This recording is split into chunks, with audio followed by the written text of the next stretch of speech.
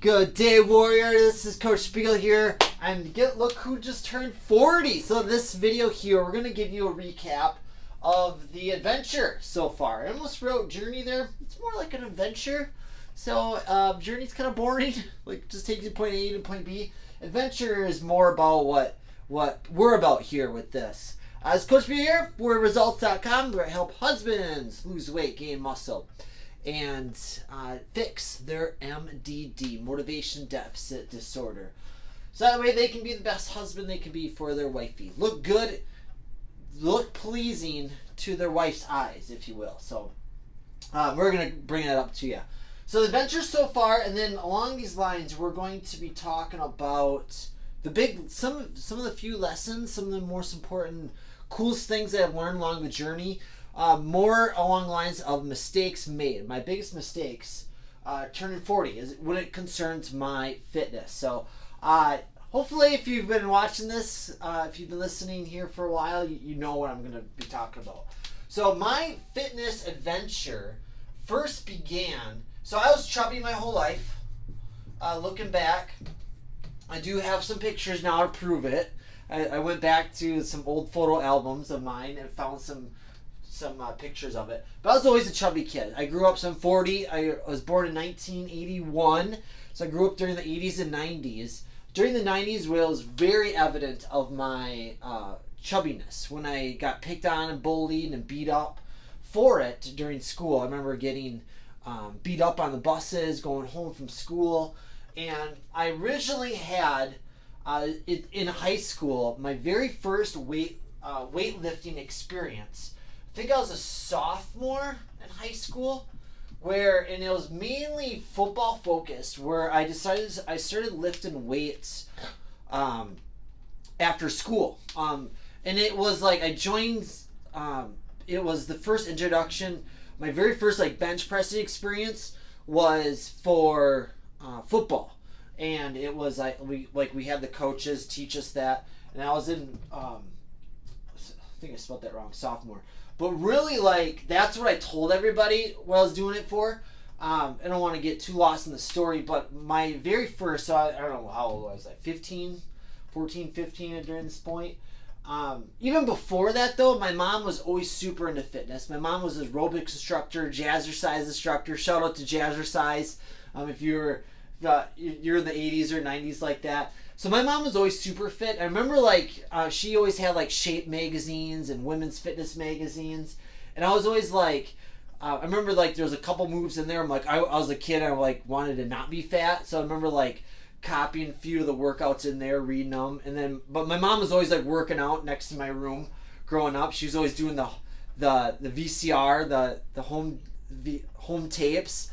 There of the celebrity trainer Tanya Tucker and Jane Fonda and the one and the two, and then that was where she did her workouts right next to my bedroom. So I remember waking up to that. So I was kind of always around it, but I never really did anything about it. And I was just a chubby kid my whole life. Just was a good eater. I just loved eating, and come to find out I was an emotional eater. I just was I dealt a lot with. We won't get too much in childhood, but dealt a lot with. Insecurity issues and worthiness issues. I didn't have the greatest childhood growing up, and I kind of turned to food a lot to kind of feel good. Is kind of how it goes. So, anyways, I was a sophomore in high school. There, I went to Catholic school system, and we were right next to a public school. And we got out about an hour-ish before the public school, but we had to ride the public school bus home. And so I would work out for half hour or so in that gap, and then just to then catch the public bus ride home. And then that was my very first experience riding. But then what ended up happening is that public school bus, I ended up getting beat up and bullied on that bus there by the public school system for being a Catholic boy, for being and everything like that, on top of my obesity, my chubbiness. So it was just bullies looking for one more reason to beat you up. So that what got me going. But then I actually had a free membership at the Y. My mom was a jazzercise instructor at the Y. So I would walk. It took half hour or so. So we got done with school 3:30. It would take me about a half hour to walk to the Y, and my mom always got done with work at 5. So I would get out of the school, walk to the Y, and then work out for 45 minutes, an hour. And then my mom would pick me up on the way home. And then, so it was like 14, 15 or so. And I really just kind of did that to avoid the bullies on the bus there. And I just kind of did it every day, did workouts, didn't really know what I was doing. Just started picking up magazines and all that. And I had some results. Like, it wasn't so much about the weightlifting part, but it was enough to kind of like make me a believer in this weightlifting stuff. I remember like being sore, and remember like having some muscle definition and getting there. But then I joined college, and there I got even more fat. And there I met my first girlfriend. Up to this point was 0 girlfriends, 0 kisses, 0 attention from the girls. I got to college, and I just put on more weight. But somehow I got a girlfriend in there, and this girlfriend was okay, but she was like I didn't really know anything else. I didn't really know, so it wasn't like the most amazing like relationship ever. Like, yeah, I loved her and everything like that. It was my first girlfriend, so this is my early 20s, and I was with her for a couple of years, and during that time I put on lots of weight. There I was like over 100 pounds overweight there, and that during that relationship. And then so it was about 20, I think it was 23 looking back on it, where I got my heart broken like that. And that propelled me so I got heartbroken. There I was like very suicidal, I was very heartbroken. It was a struggle to live every day. Every day I was like praying to get in an accident and die and everything like that. And she was like my one lone, my whole life I didn't really love living at that point, and she was like my one like lone bright spot. And then when she broke my heart, it set me down a dark path, and I basically turned to the gym, turned to fitness, and I blamed the breakup. I blamed her leaving me on the fat, on the 100 plus pounds. So I was a very cliche guy at that point, as far as like, I don't know if you watched The Office, but when Pam breaks up with the ex-fiance, the fiance, I forget his name in the show, but she was with him for a while, and then they break up, and then he's like, that's it, I gotta win that Pam back. I'm gonna start lifting weights, start hitting the gym, getting in shape, gotta win her back. And so it's kind of like, it's very cliche at that point. Like, I guess every guy's gone through this, or break up and then they turn back to the fitness. And then so during this time I was actually I was like 23, but I just kind of started, and a lot of this at this point I fell upon what I picked up back in during this point here, during like that weightlifting experience through football and through avoiding the bullies at the Y and everything like that. So I just kind of like poured myself into that. And my whole point of this journey here was to win her back, make the ex jealous, win her back, get a body back. And this was one of the most important things that I actually realized when this is my very first weight loss transformation adventure right there. I have 2 underneath my belt. My second one happened at this point when I got married and then let myself go. But to finish this story here, I set out to make her jealous and then want me back. And people always ask me, so did it work? Did it work? Did it work? I don't want to tell you, spill the beans, because it's an awesome story in and of itself. So I won't tell you about that point right now. And but what it did though, it rescued me, it saved me. I was very miserable at that point, and it helped me realize a passion for fitness, because it saved me. It saved my soul. I actually became looking forward to each week. Each week at the gym, it was like another step forward. It was another progress forward. It was this like moving forward towards something. It was like each week was a step forward to that, away from the miserable yuckiness that I had from before. And that was very addicting. And I just kind of became, not only did I lose, so I lost 100 pounds there, put on about 20-ish pounds of muscle. I put on the newbie gains and just basically kept the newbie gains from that point on. And from this, people kept asking me like what my secret was. You look so great. You oh my goodness, what happened? What did you do? I just started like coaching and training people for free. Like I ended up having some guys come and working out with me, and there was this one story in particular, this one girl that was a friend of my sister's, and I started working her out, started showing her stuff, teaching her stuff, teaching her, redoing her diet, nutrition, all that. She ended up losing like 40 pounds or something. I forget the exact number. It was like it was a good chunk of weight. It was like 40 pounds, and then she ended up writing me a letter about how much happiness she felt within, how life changing that 40 pounds was. She has confidence. She has energy to play with her kids. She's not so self-conscious around her husband.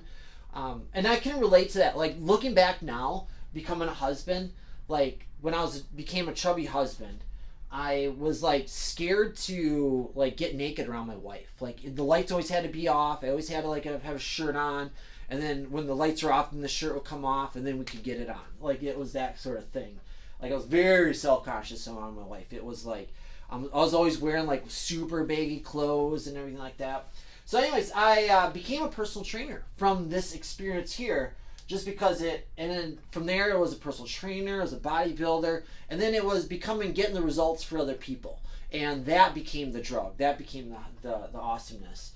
To make a long story short, I was a personal trainer at the club, and I found the club I was working at started doing things corrupt, started doing things not so good, and I realized I always had like this entrepreneurial like itch. Like I like to be my own boss. Like there was managers I didn't really love or respect that were like telling me how to work out my clients that were like there to see me. You gotta train them like this, and I was just like, no, I'm gonna train them like that. So me and management were always kind of butting heads a little bit, and it's not the management's fault. It's my fault because I should have been an entrepreneur. I should have been out there on my own, doing my own thing. So I ended up splitting from the club to go off and do my own thing, and had lots of ups and downs. I had a lot of struggles in that regard. Learned a bunch of stuff, everything like that. But I was a personal trainer here, and that's how I met my wife. Okay, my wife was my client for a little while, and we just hit it off. It was like love at first sight. We just kind of had that chemistry right away, and she had a crush on me, and I had a crush on her. And once the training sessions were up, I was basically asked her out. I didn't want to do it before because that wasn't very professional to be a trainer, but we just had that spark right away, and from there we got married, started dating, fell in love, got married. It was awesome. And then so we got married when I met her when I was 31. Okay, and I was still in pretty good shape. I just got done with the bodybuilding show at that point. I was still in like really good shape. And then 31, and then just like as soon as I met her, it was like a switch got flipped, and my motivation was just gone. Like I don't know like where it went or how it happened, and just tanked. And we were actually married when I was 34. So we were together. I proposed to her about a year-ish into the journey, into our relationship. I forget the exact time frame. And then we were engaged for like a year or two. Oh yeah, it was like a year and a half. And then 34. So I remember being chunky for the wedding. I remember like wearing the tux and everything like that, and I just kind of had the rolls and just what didn't feel good. During the wedding, my wife's maid of honor told a story about when we met. It's like a rule during like all the weddings. It's somebody's got to share the story of how they first met and what they thought of each other.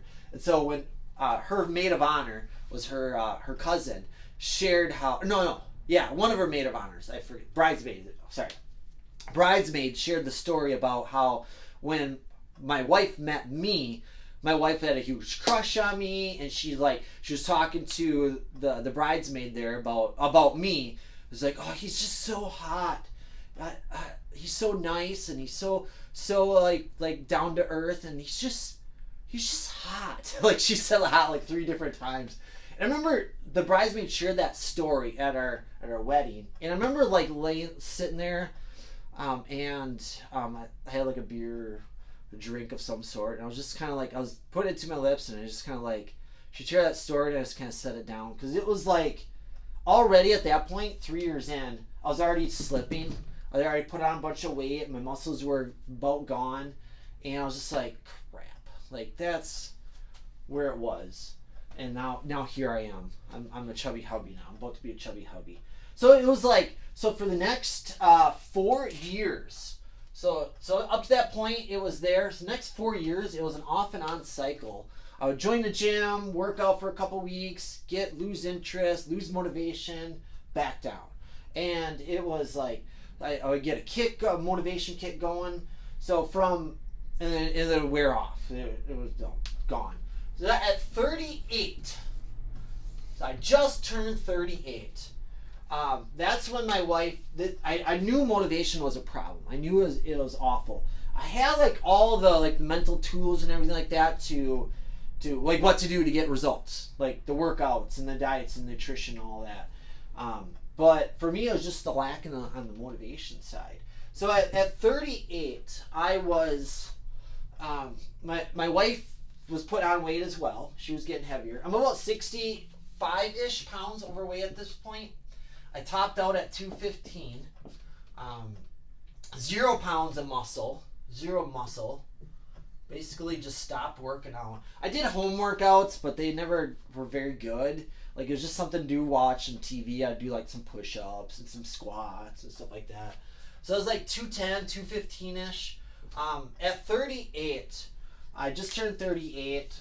It was like actually kind of a little bit of a combination of some things. I just turned 38, and then my wife walked into, I had the scale out for some reason, and then my wife, that night, it was like 10:30 at night or so, my wife walks in and she's crying, she's bawling, and she's like, she stepped on the scale that I had out, because I think I was weighing myself or something, and she was just like, she was the heaviest, like pretty close to the heaviest she's ever weighed as well, and she just shared her hurt and her struggle and her insecurity, and she basically said like, hey, I'm gonna do something about this. And I felt so responsible for her pain, for her struggle, because I should have been a good example for her. Instead, I was fat. I was a chubby hubby. And I promised her on the day we got married that I'd be the best husband I could be for her. And I was definitely not it. And now these motivation issues had infected her, has seeped into her, and affected her well-being and integrity. So that was like, we kind of need this kick in the pants, this like, the Japanese call it the Harajuku moment, like where it's like, that's it, this line in the sand. I thought that was the secret to motivation. You just need a really good like, why do this for my life? And come to find out, it's good to start with your why. It's a good place to like your first few steps, but it's not very sustainable. It doesn't keep you going, and that's where I realized that. So within a year, it was actually under a year, I made a whole bunch of mistakes during this point. One of the big mistakes that I made in that first year of the transformation from chubby hubby to hot hubby was that motivation, to go too much too soon. I should just like, I didn't realize like how old I was, or I don't know what it was going on, but I just like moved too fast. I broke things, I got injured, overtrained. I did it all in that first 7 months.